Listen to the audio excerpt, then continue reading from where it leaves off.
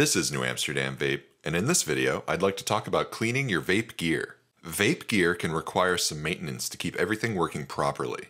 Since there's a lot of liquid involved with vaping, there will be occasional spills and leaks which will require cleaning, and new gear will require cleaning as well.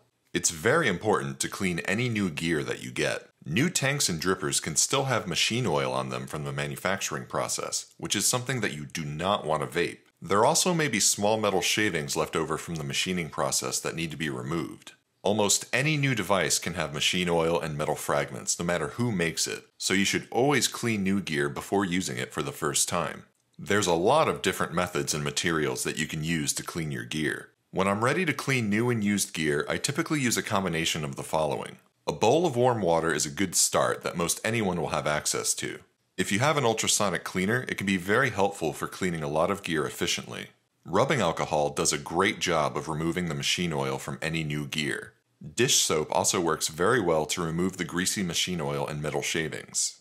You can use an old toothbrush to give new gear a quick scrub to remove any oil and shavings. Q-tips are also really helpful for cleaning connections in small areas on devices.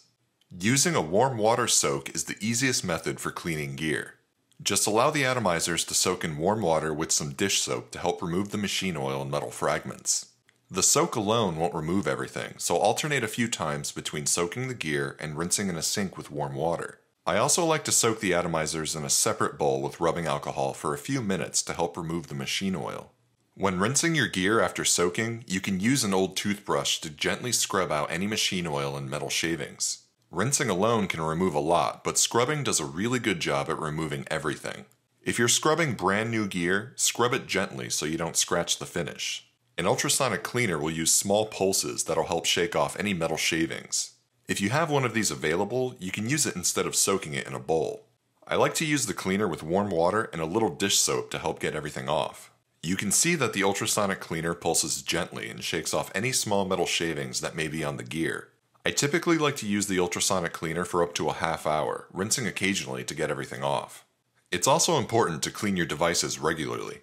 Leaks will happen, and liquid can get everywhere, so you want to get in the habit of cleaning your devices to keep them working properly so the liquid does not short out any circuitry inside. I only use rubbing alcohol to clean my devices, and it's important to allow the devices to dry out before using them again. There's typically liquid condensation at the 510 connection, so I use a cotton swab with rubbing alcohol to clean the inside of the connection and around the top. It's really important to clean the 510 connection regularly so the contacts work properly and so the liquid doesn't short out the connection. If you're having some connection issues, it's always good to clean and check the connection. Depending on the design of your device, liquid can seep into the battery area or around the buttons. Try to clean these areas as soon as leaks happen. I typically use a paper towel dampened with rubbing alcohol to clean these areas.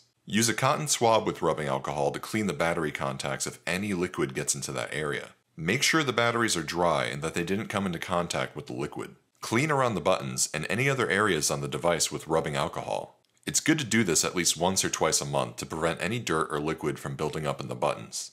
If you're using a rebuildable atomizer with Kanthal coils, you can clean these coils with ease. Remove the cotton wicks and dry burn the coils, which will burn off any gunk from the coils. You can rinse the coils between dry burns to help remove any residue.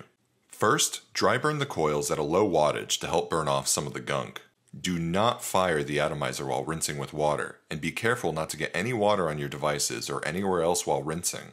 After rinsing the coils, give the coils another few burns. Repeat this process a few times until the coils are cleaned of any gunk. Now you can re-wick the coils and use them with no issue. Kanthal coils like this can typically last up to a month, depending on how regularly you clean them and what kind of liquid you're vaping. If your liquid has a lot of sucralose, you may want to clean the coils often, otherwise the sugar can gunk up the coils faster. I learned that you want to clean out the post holes on atomizers regularly as well. Some post designs are hollow and they can get full of small wire clippings when you're building your coils. If you don't clean these posts out, the wire clippings can cause hot legs or jumping resistances.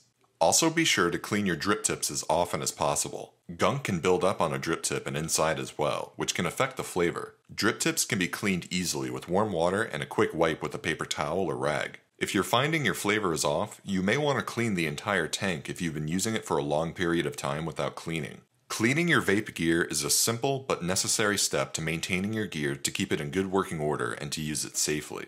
I try to clean gear that I use regularly at least twice a month, and I always clean new gear as thoroughly as possible. This is New Amsterdam Vape, and if you found this video helpful, please like, comment, and subscribe.